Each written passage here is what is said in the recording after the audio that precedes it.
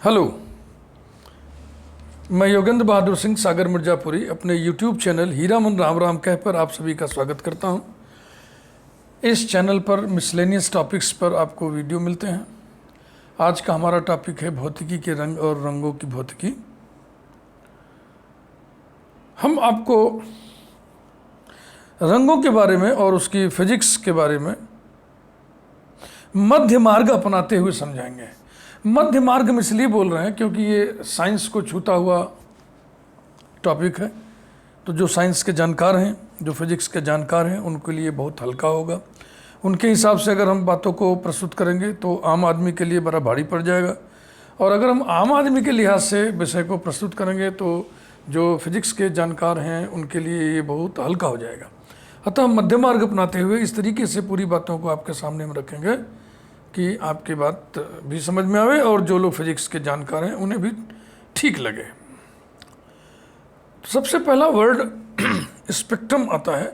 अब स्पेक्ट्रम मैं आम आदमी के को समझा रहा हूँ, और वो भी सूर्य किरण का स्पेक्ट्रम समझा रहा हूँ, इंद्रधनुष का स्पेक्ट्रम समझा रहा हूँ। सूर्य की किरण को प्रिज्म से पास करा दीजिए तो आपको रंगों की रेखाएं मिलेंगे, ऐसे स्ट्रिप्स मिलेंगे, बैंड जिसको बोलते हैं। तो उस बैंड की एक चौड़ाई सी आएगी, ठीक है ना।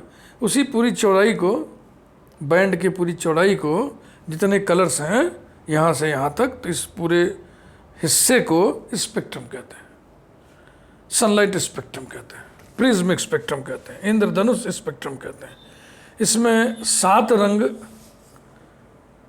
जो हमारी आँखों को दिखते हैं, 7 रंग होते हैं। वो 7 रंग क्रम से लिखे गए हैं। उनकी तरंग दैर्ध्य, उनकी तरंग दैर्ध्य की मोटाई के घटते हुए क्रम में लिखे गए हैं। सबसे ज़्यादा तरंग दैर्ध्य, वेवलेंथ इंग्लिश में बोलते हैं, लाल रंग की होती है। उसके बाद फिर नारंगी, फिर पीला, फिर हरा, फिर आसमानी, फिर नीला, फिर बैंगनी, ये क्रम है। सबसे कम तरंग दैर्ध्य बैंगनी रंग की है, और सबसे ज़्यादा तरंग दैर्ध्य लाल रंग की है। तो अब हम जो कुछ भी बातें करेंगे उसमें मुख्यतया ये 3 रंग ज़्यादा इन्वॉल्व होंगे। उसमें भी ये 2 रंग सर्वाधिक, एक लाल रंग और एक नीला रंग, ठीक है ना। वेवलेंथ, तरंग दैर्ध्य नापने की इकाई मैंने लिख दिया है, units of wavelength. 1 angstrom is equal to 10⁻⁻10 metre, which is equal to 0.1 nanometre. और हमने सबकी वेवलेंथ ब्रैकेट में लिख रखी हुई है। उसी वेवलेंथ को देख करके आप अंदाज़ा लगा लीजिए कि लाल रंग की वेवलेंथ सबसे ज़्यादा होती है और बैंगनी रंग की वेवलेंथ सबसे कम होती है। और शुरू करने से पहले ही आपको एक तथ्य और हम बता दें कि जब नीले और बैंगनी की बात होगी एक साथ, तो हमारी जो आँखें हैं वो नीले रंग के प्रति अधिक सुग्राही हैं। यानी नीले बैंगनी को कैच करना होगा तो हमारी आंखें पहले नीले रंग को कैच करेंगी, ठीक है ना। तो बातचीत हम कुछ यूं शुरू करते हैं। सूर्य के विजिबल स्पेक्ट्रम में 7 रंग होते हैं। इनमें लाल रंग का तरंग दैर्ध्य सबसे अधिक तथा बैंगनी रंग का तरंग दैर्ध्य सबसे कम होता है। न्यूटन के बाद यह खोज किया गया कि लाल रंग के तरंग दैर्ध्य से अधिक तरंग दैर्ध्य वाला क्षेत्र भी होता है। उसको अदृश्य स्पेक्ट्रम, इनविजिबल स्पेक्ट्रम कहते हैं। और बैंगनी रंग की तरंग दैर्ध्य से कम तरंग दैर्ध्य वाला भी क्षेत्र होता है, वो भी अदृश्य स्पेक्ट्रम होता है। लाल रंग के तरंग दैर्ध्य से अधिक तरंग दैर्ध्य वाले क्षेत्र को इंफ्रारेड स्पेक्ट्रम कहते हैं, और बैंगनी रंग के तरंग दैर्ध्य से कम तरंग दैर्ध्य वाले क्षेत्र को अल्ट्रावायलेट स्पेक्ट्रम कहते हैं। ये इनविजिबल होता है, ये हमें दिखाई नहीं पड़ता, नंगी आंखों से हमें दिखाई नहीं पड़ता है।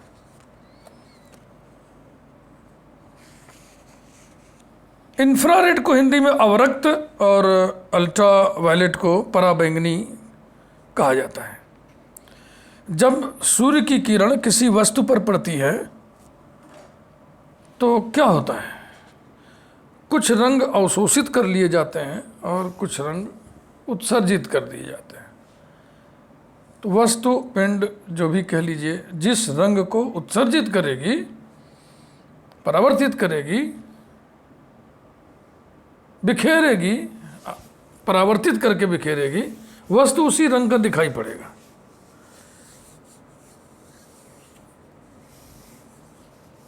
किसी वस्तु के रंग का दिखना स्पेक्ट्रम के रंगों के अवशोषण और उत्सर्जन पर निर्भर होता है। माना कोई वस्तु सिर्फ लाल रंग उत्सर्जित करे तथा अन्यों को अवशोषित कर ले तो वह वस्तु लाल रंग की दिखेगी। इसी प्रकार यदि कोई वस्तु हरे रंग को उत्सर्जित करे और शेष सभी रंगों को अवशोषित कर ले तो वो हरे रंग की दिखाई पड़ेगी। यदि सभी रंगों का अवशोषण कर लिया जाए किसी पिंड के द्वारा, कोई वस्तु यदि सभी रंगों को अवशोषित कर ले तो जाहिर सी बात है वो वस्तु काली दिखाई पड़ती है। ऐसी वस्तु को ब्लैक बॉडी कहते हैं। व्यवहारिक जीवन में आइडियल ब्लैक बॉडी इम्पॉसिबल है। आदर्श ब्लैक बॉडी आपको नहीं मिलेगा। ब्लैक बॉडी की ही तर्ज पर ब्लैक होल की परिभाषा दी जाती है। ब्लैक होल ऐसे तारे को कहते हैं जिसका सरफेस सभी किरणों को अवशोषित कर लेता है, सोख लेता है और किसी भी किरण को उत्सर्जित नहीं करता है।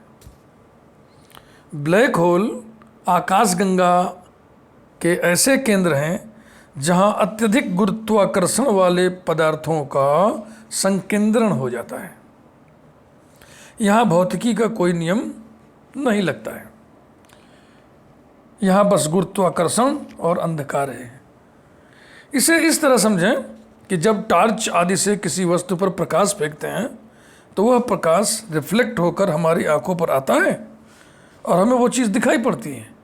अब मान लीजिए कि यदि किसी वस्तु पे टॉर्च से रोशनी हम फेंकें और वो रोशनी वापस ही ना आए, अवशोषित कर ली जाए, तो क्या होगा? हमें वहाँ पे एक ब्लैक स्पॉट नज़र आएगा और उसी को ब्लैक होल, काल कोठरी भी कहते हैं, उसी को ब्लैक होल कहते हैं।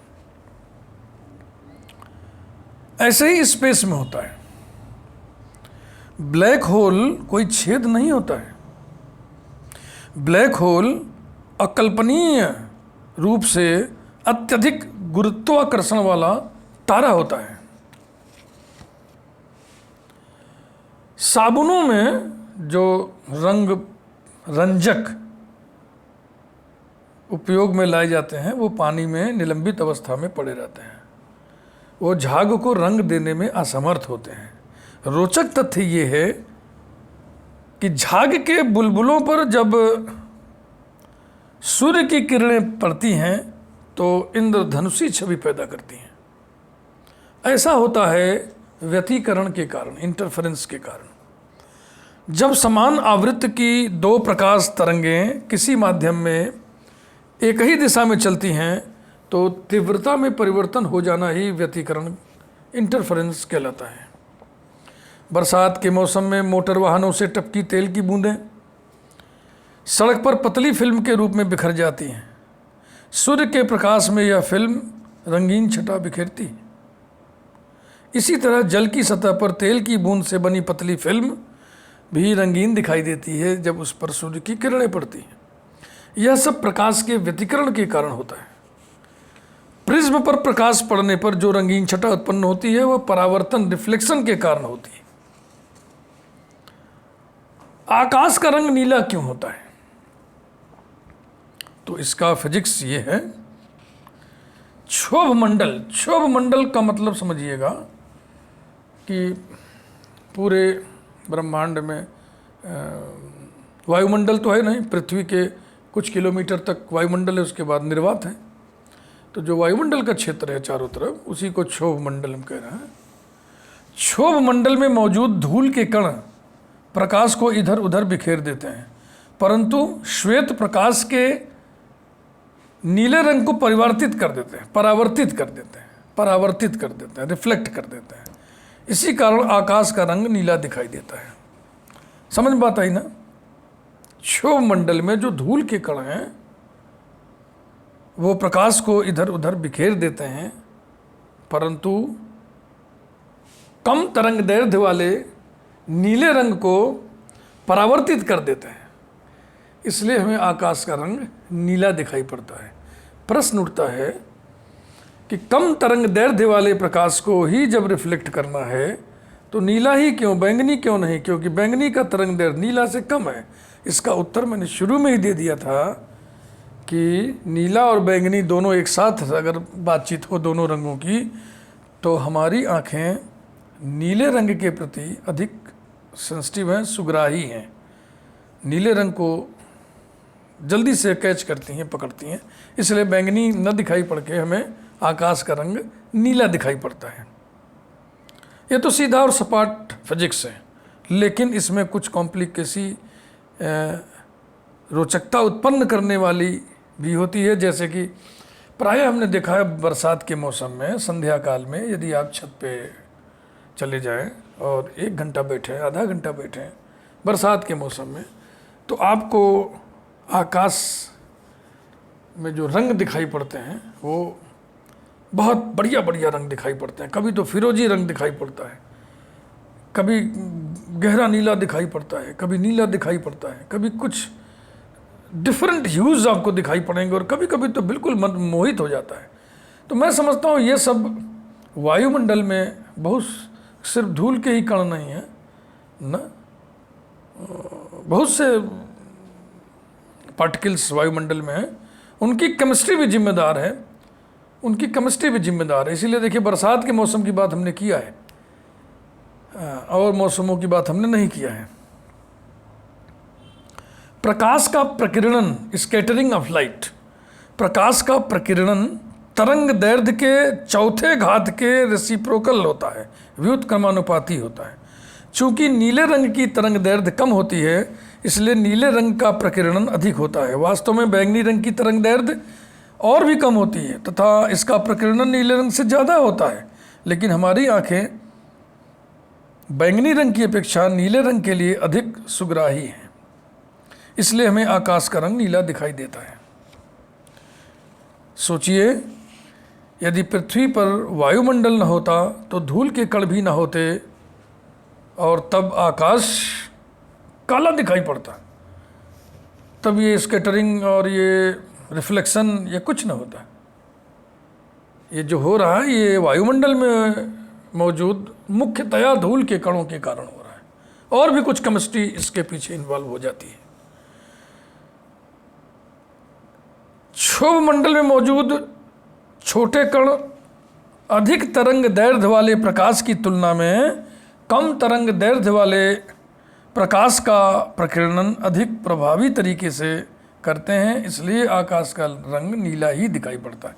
बैंगनी की तरफ न जाइएगा, कारण हम बता चुके हैं आपको, नीला दिखाई पड़ता है। अब रही बात कि नदियों व समुद्र का पानी नीला क्यों दिखाई पड़ता है, वैसे जैसे आसमान का रंग नीला क्यों दिखाई पड़ता है, जो इस प्रश्न का उत्तर है वही उत्तर इसका भी है कि नदियों और समुद्र का पानी नीला क्यों दिखाई पड़ता है।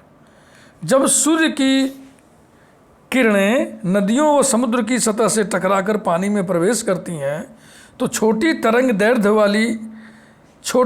दैर्ध्य वाला नीला प्रकाश पानी में मौजूद अणुओं द्वारा टकराकर बिखर जाता है, तत्पश्चात परावर्तित होकर बाहर निकलता है। इस प्रकार नदियों व समुद्र का पानी नीला दिखाई पड़ता है।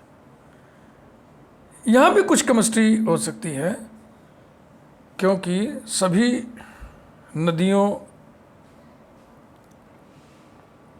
का स्वभाव, उनके पानी का स्वभाव, उसमें पाए जाने वाले पदार्थों का स्वभाव, प्रकार, जीव जंतुओं के प्रकार, स्वभाव काफ़ी कुछ अलग अलग है।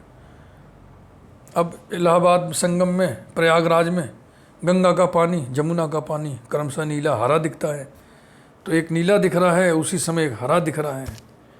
तो जो हरा दिख रहा है फिजिक्स तो वहाँ वही है, लेकिन अंदर पाए जाने वाले पदार्थों के कारण केमिस्ट्री बदल जाती है, इसलिए एक नीला तो एक हरा दिखता है। अब नीला और हरा पास ही पास में है, आसमानी हरा नीला सब एक ही परिवार है पूरा, और इधर ये ऊपर के 3 रंग एक परिवार के हैं, ठीक है ना। ये गर्म रंग है, ये ठंडे रंग है। तो वेवलेंथ अगर इसकी कम है तो वेवलेंथ इसकी भी कम है।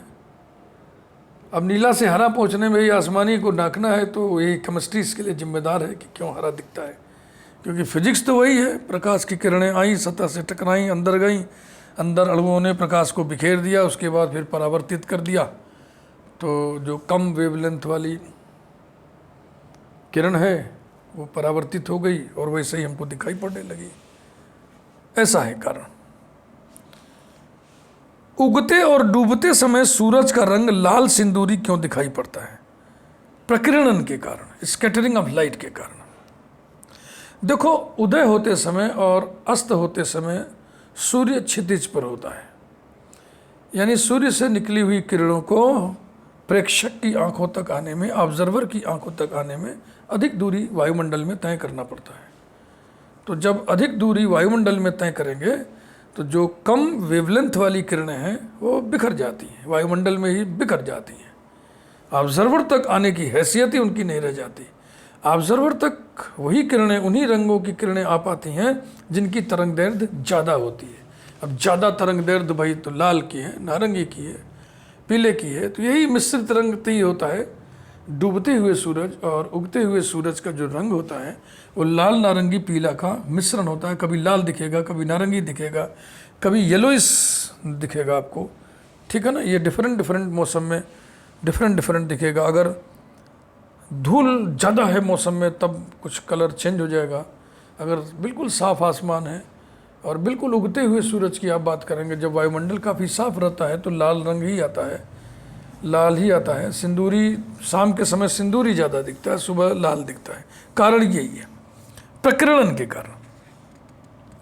उदय और अस्त होते समय किरणों को पृथ्वी के वायुमंडल में अधिक देर तक रहना पड़ता है क्योंकि सूरज क्षितिज पर होता है।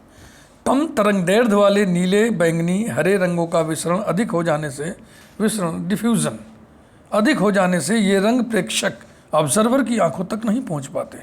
पीला, नारंगी, लाल रंगों की किरणों की तरंग दैर्ध्य क्रमशः अधिक होती है और इसीलिए उदय अस्त होते समय सूरज लाल, नारंगी दिखाई देता है। ट्रैफिक में सिग्नलिंग के लिए लाल, पीला और हरा, ये 3 रंग इस्तेमाल किए जाते हैं। यानी हरा के सदृश ही पीला भी है सिग्नलिंग के लिए। सिग्नलिंग में जो रंगीन लाइट का इस्तेमाल है, इसकी शुरुआत जब हुई थी तो सिर्फ 2 ही रंग से हुई थी, लाल और हरे से। पीला रंग बाद में आया, पीला रंग बाद में आया, क्योंकि लाल पीला हम लेते तो ये अब हरे से ज़्यादा वेवलेंथ है ना, वेवलेंथ ज़्यादा है तो ज़्यादा दूर से दिखाई पड़ेगा, ज़्यादा दूर से दिखाई पड़ेगा, ज़्यादा वेवलेंथ वाली किरणों को लेना चाहिए था, नारंगी ले लेते। लेकिन देखो एक दिक्कत इसमें लोगों ने महसूस किया होगा कि ये रंग क्रमशः एक ही जैसे लगते हैं दूर से। लाल तो डिफरेंट रहेगा लेकिन नारंगी पीला में गचपच हो जाएगा, कन्फ्यूजन हो जाएगा। हरा ले लेने से क्या हुआ कि वेवलेंथ बहुत ज़्यादा कम नहीं हुई, बहुत नीचे हम नहीं गए और लाल से बिल्कुल डिस्टिंक्ट हो गया हरा है। इसलिए मुझे लगता है हरे रंग को चूज़ किया गया होगा। बाद में एक रंग और सेलेक्ट किया गया, चूज़ किया गया, पीला रंग। लाल रंग का मतलब है रुकिए, पीले रंग का मतलब होता है चलने के लिए तैयार हो जाइए, और हरे रंग का मतलब हो गया कि अब जाइए। तो ये रंगों का चुनाव इनके वेवलेंथ की साइज के कारण ही किया गया है। खतरे के निशान के लिए लाल रंग का ही प्रयोग होता है क्योंकि अधिक तरंग दैर्ध्य के कारण लाल रंग में 2 विशेष गुण होते हैं। पहला गुण तो यही है कि दूर से दिखाई देता है, और दूसरा गुण लाल रंग में यह है कि धुंध और कोहरे में भी यह स्पष्ट रूप से दिखाई देता है। हरे के मुकाबले लाल ज़्यादा दिखाई देता है।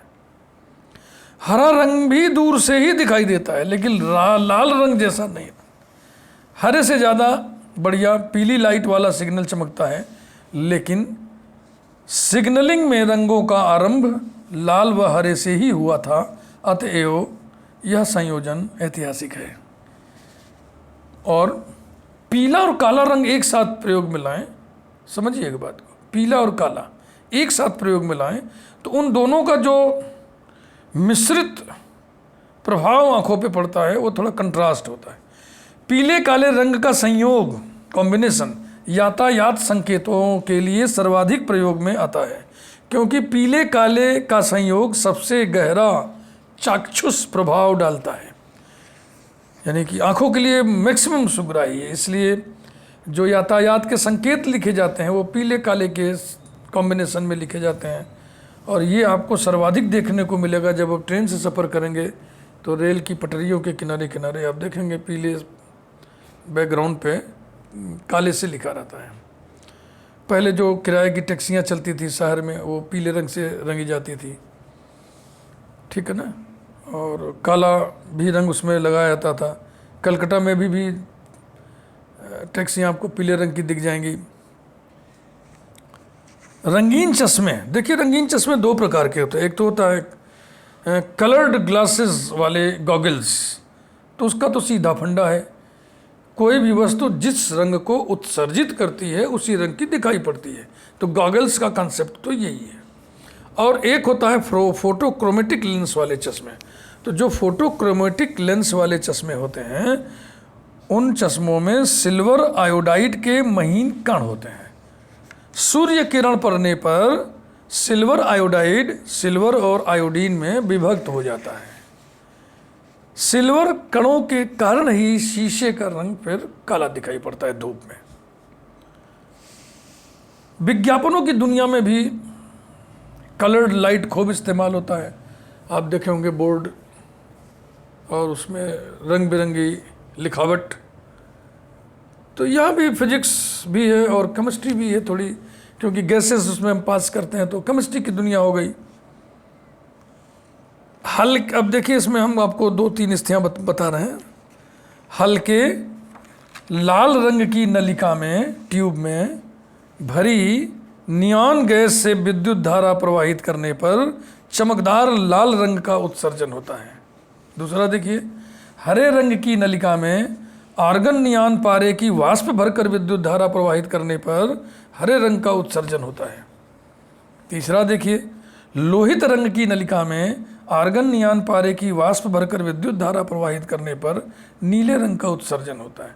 उत्सर्जन की यह प्रक्रिया विज्ञापनों की दुनिया को रंगीन विस्तार मुहैया कराती है। रंगीन फोटोग्राफी भी है। अब रंगीन फोटोग्राफी में मुख्यतः 3 ही रंग का इस्तेमाल होता है। वो 3 प्राथमिक रंग होते हैं। उन्हीं 3 रंगों में प्रतिबिंब प्राप्त करके बाद में एक दूसरे के साथ मिलाकर वांछित रंग प्राप्त करते हैं। रंगीन फिल्मों पर 3 पायस परतों का लेप होता है जो नीले, हरे और लाल रंगों के प्रति प्रभावी होती है। सबसे ऊपर की नीली परत और नीचे की 2 अन्य परतों के बीच में एक पीले रंग की छनित्र यानी फिल्टर, पीला फिल्टर लगा दिया जाता है ताकि नीली रोशनी बाकी दोनों पायस परतों तक ना पहुँचे। पॉजिटिव बनाने के लिए सबसे पहले फिल्म को डेवलप करके लाल रोशनी के सामने रखकर पुनः डेवलप किया जाता है। फिर इस फिल्म को नीली रोशनी के सामने रखकर डेवलप किया जाता है। इससे तीनों परतों में लगा हुआ सिल्वर निकल जाता है और फिल्म तीनों रंगों में स्पष्ट रूप से उभर आती है। कुछ रोचक आंकड़े, फुटकर आंकड़े ऐसी देख लें फटाफट। नंबर 1, प्रकाश वेग से चलने पर लाल बत्ती हरी दिखाई पड़ती है ना, मजेदार। इसको डॉपलर इफेक्ट कहते हैं, डॉपलर का प्रभाव। प्रकाश वेग से आप नहीं चल पाएंगे, लेकिन ये एक तथ्य है, एक फैक्ट है कि प्रकाश वेग से चलने पर लाल बत्ती हरी दिखाई पड़ती है। दूसरा, लाल कांच के टुकड़ों को अंधेरे में गर्म किया जाए तो वो हरे नजर आते हैं। क्या बात है, लाल कांच के टुकड़ों को अंधेरे में गर्म किया जाए तो वो हरे दिखाई पड़ते हैं। लेसर किरणें आपने सुना होगा, लेसर लाइट, लेसर बीम। तो लेसर अब्रेविएशन है इसका जो फुल फॉर्म होता है वो है light amplification by stimulated emission of radiation. Laser का ये फुल फॉर्म है, light amplification by stimulated emission of radiation. Laser किरणें एक रंग की होती हैं, मोनोक्रोमेटिक होता है। लेसर किरणें एक ही रंग की होती हैं। जो पहली लेसर किरण बनी थी वो लाल रंग की थी। लेसर ने रंगीन पदार्थों का स्पेक्ट्रम लेना आसान कर दिया। अभी हमारे पास तरह तरह के रंगों की लेसर किरणें बनाने का मैकेनिज्म साधन हो गया है। रंगीन टेलीविज़न के बारे में थोड़ी जानकारी आपको हम दे दें। ब्लैक एंड वाइट टेलीविज़न के मुकाबले रंगीन टेलीविज़न देखना अत्यंत हानिकारक है। रंगीन टेलीविज़न से निकलने वाली एक्स किरणें स्वास्थ्य बिगाड़ने वाली होती हैं। 1 घंटे में 150 मिली राडजन किरणें वायुमंडल में फैल जाती हैं, जिसके कारण रक्त कैंसर, ब्लड कैंसर तथा अन्य भयंकर रोगों की संभावनाएं जन्म लेती हैं। तो व्यक्तिगत सलाह ये है कि यदि आप रंगीन टेलीविज़न देख रहे हैं तो कलर हल्का कर दीजिए। बस कलर उतना ही रखिए जितने से लगे कि हाँ भाई हम कलर पिक्चर देख रहे हैं। कुछ लोगों के घर हमने देखा है कि कलर बहुत ज़्यादा किए रहते हैं, तो मैं उनको उसी समय टोक देता हूँ और ये बात समझा देता हूँ। अब ये तो मैं कहूँगा नहीं कि ब्लैक एंड वाइट टीवी देखिए, कौन मानेगा, हम खुद ही नहीं देखते हैं, कलर ही देखते हैं, लेकिन कलर कम कर दीजिए। दिलचस्प तथ्य ये है कि आवाज़ का भी रंग होता है, ऐसा दावा है कि आवाज़ का भी रंग होता है। कमरों को साउंड प्रूफ बनाने के लिए शीतल रंगों से रंगा जाता है। ये शीतल रंग कौन है? आखिर के 3 रंग, आसमानी, नीला, बैंगनी और हरा भी है। ये शीतल रंग है। और ऊपर वाले 3 चटक रंग ये गर्म रंग कहलाते हैं। सूक्ष्म शरीर के चारों ओर जो एक चमकीला मंडल बनता है उसमें विभिन्न रंग दृष्टि गोचर होते हैं। ये मेटाफिजिक्स की बात है, अध्यात्म की। स्वप्न शास्त्रियों के अनुसार 8 घंटे की नींद में अधिकांश लोगों को 5 रंगीन सपने आते हैं। ये बहुत ही दिलचस्प डेटा है। 8 घंटे की नींद में अधिकांश लोगों को, सभी को नहीं, अधिकांश लोगों को 5 रंगीन सपने आते हैं। चलते चलते बहुत ही रोचक जानकारी ये है कि अंधेरे का कोई रंग नहीं होता है, फिर भी अंधेरे को काला माना गया है। ये वीडियो यहीं पे मैं समाप्त कर रहा हूँ। वीडियो को लाइक ज़रूर करिएगा, लाइक करने वाले मैटर हैं इसमें। चैनल को भी सब्सक्राइब करिएगा। मेरे चैनल का नाम है हीरामन राम का है और ये मिसलेनियस सामग्री परोसने वाला चैनल है। इसमें आपको साहित्य की लगभग हर विधाओं में मैटर मिलेगा। जीवन के तमाम पहलुओं को छूने वाले मैटर्स इस पर मिलेंगे और भी बहुत कुछ आपको विज्ञान, समाजशास्त्र पर आधारित इस पर आपको मैटर मिलेंगे। मिसलेनियस मैटर देने वाला चैनल है। चैनल को सब्सक्राइब जरूर करिएगा, बेल आइकन प्रेस कर दीजिएगा तो इस चैनल पे जो हम रोचक शीर्षकों वाले बढ़िया वीडियोज़ अपलोड करेंगे उसकी सूचना आपको मिलती रहेगी। Thank you very much.